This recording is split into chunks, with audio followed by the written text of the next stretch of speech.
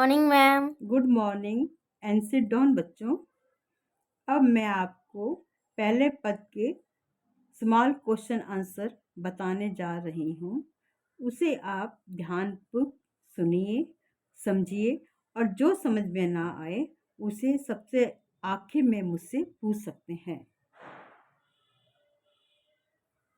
उत्तर के साथ चलते हैं।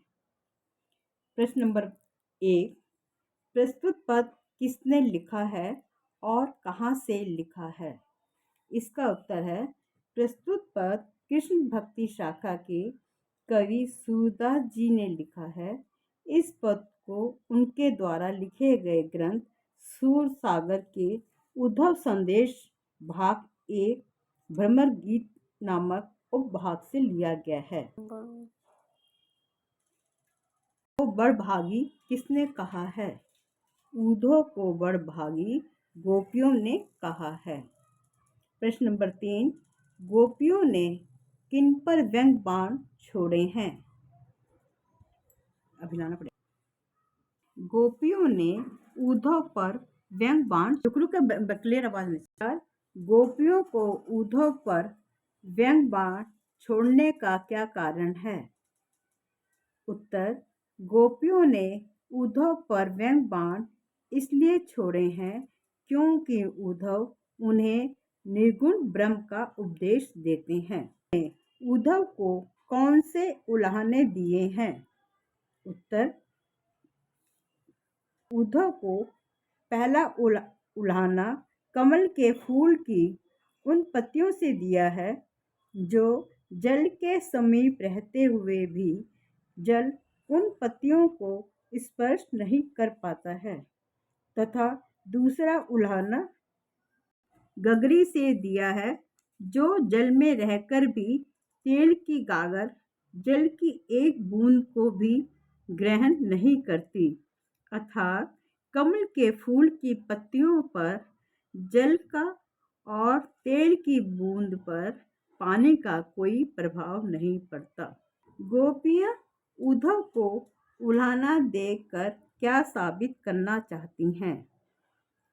वे उद्धव को उल्हाना देते हुए यह साबित करना चाहती हैं कि जिस प्रकार कमल के फूल की पत्तियों पर पानी की समीपता का तथा तेल की गागर पर भी पानी का प्रभाव नहीं पड़ता, भी कृष्ण के सौंदर्य तथा समीपता का कोई प्रभाव नहीं पड़ा है। 7, गोपियों ने अपनी तुलना किससे की है? उत्तर, गोपियों ने अपनी तुलना गुड़ में लिपटी हुई चींटियों से की है जो कि गुड़ खाती हुई गुड़ से चिपकी रहती हैं, अर्थात गुड़ से प्रेमवश चिपकी रहती हैं। उसी प्रकार वे गोपियां भी कृष्ण के प्रेम में डूबी हुई हैं और वे श्री कृष्ण के रूप सौंदर्य व प्रेम में इस तरह खो गई हैं जैसे गुड़ में लिपटी हुई चींटियां। इस प्रथम पद की कुछ विशेषताएं भी मैं आपको बतला रही हूँ। पद में उपमा अलंकार, रूपक अलंकार और उत्प्रेक्षा अलंकार, अनुप्रास अलंकार का प्रयोग हुआ है। बच्चों, अब मैं आपके सामने सूरदास के पद दूसरे के स्मॉल क्वेश्चन बताने जा रही हूँ। प्रश्न नंबर 1, गोपियों के मन में कैसी इच्छाएं रह गई हैं? उत्तर, गोपियों के मन में श्री कृष्ण से मिलने की इच्छाएं रह गई हैं। जल्दी श्री के दर्शन हो जाएंगे। गोपियां अपने हृदय की बातें किससे कहना चाहती हैं? उत्तर, गोपियां अपने हृदय की बातें सिर्फ श्री कृष्ण से कहना चाहती हैं। प्रश्न नंबर 3, गोपियों के मन में कैसी उलझने हैं? उत्तर, गोपियों के मन में उलझन है कि वे अपने मन की व्यथा या इच्छा को किससे कहें।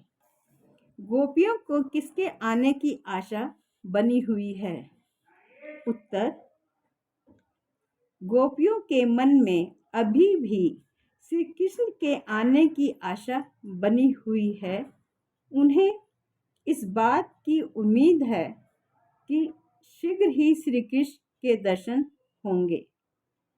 संदेश को सुनकर दुखी व बेचैन हो जाती हैं। उत्तर, गोपियां उद्धव के द्वारा दिए गए योग ज्ञान के संदेश को सुनकर दुखी व बेचैन हो जाती हैं। वे सभी विरह की आग में जलने लगती हैं। गोपियां श्री कृष्ण पर क्या आरोप लगा, ठीक है। उत्तर, गोपियां श्री कृष्ण पर आरोप लगाती हुई उनके सखा उद्धव से कह रही हैं कि हम उनके विरह में बेचैन होकर उनसे मिलने के लिए व्याकुल हैं और वे हमें योग ज्ञान का संदेश भेजकर विरह अग्नि में जला रहे हैं। सूरदास जी गोपियों की विरह वेदना के बारे में क्या कहते हैं? उत्तर, सूरदास जी गोपियों के विरह वर्णन के बारे में कहते हैं कि गोपियां कहती हैं कि अब हम धैर्य क्यों धारण करें जब श्री कृष्ण ने ही अपनी मर्यादा का पालन नहीं किया। अब हमारे लिए किसी भी प्रकार से धैर्य धारण करना असंभव है।